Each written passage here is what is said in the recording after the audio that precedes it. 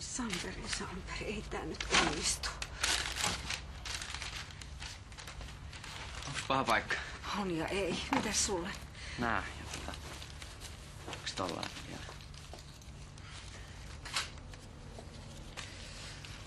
Mulla ei ole valitettavasti kuittikone nyt kunnossa. Joo, ei haittaa. Näemme kirjanpitoa. Miro Holm. Mitä? Näinkö mä oikein, että sä ostit kondomeja? Anna ne tänne. Heti. Ostit omat kortsus. Mä en halua, että sä käytät niitä. Aiot vai? Haluatko tää ylläri lapsenlapsiin? Tai että mä saan joku sukupuolitaudin? Sä tiedät varsin hyvin, että mä tarkoittanut sitä. Sä olet liian nuori tollaseen. Tiedätkö vaan, Joona on mun eka tyttöystävä. No, kyllähän mä sen tiedän. Mutta Mut sä et halua, että mä käytän niitä nimenomaan Oonan kanssa.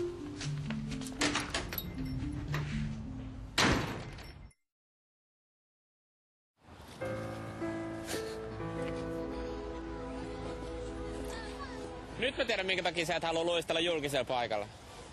Mitä sä tarkoitat? Myönnä pois, et sä oikeesti osaa edes luistella. No osaapas nämä vaan uudet luistimet. No osaatko ite vaikka sirklata?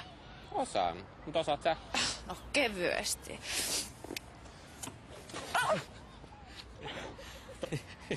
Hyvin luisteltu. Ehkä sulla on vaan tasapainohäiriö. Älä yhtä, ihan sun takia mä oon tässä tahalta ärsytit. Ehkä mulla on sellainen vaikutus naisiin, että mä pidän niitä jalat alta, kun mä tuun paikalle. Turha luulo. Näytä ite, jos osaat paremmin. Kato.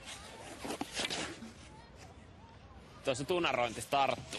No höpö, tuu auttaa mut ylös. Sattuks sua? No itse asiassa joo.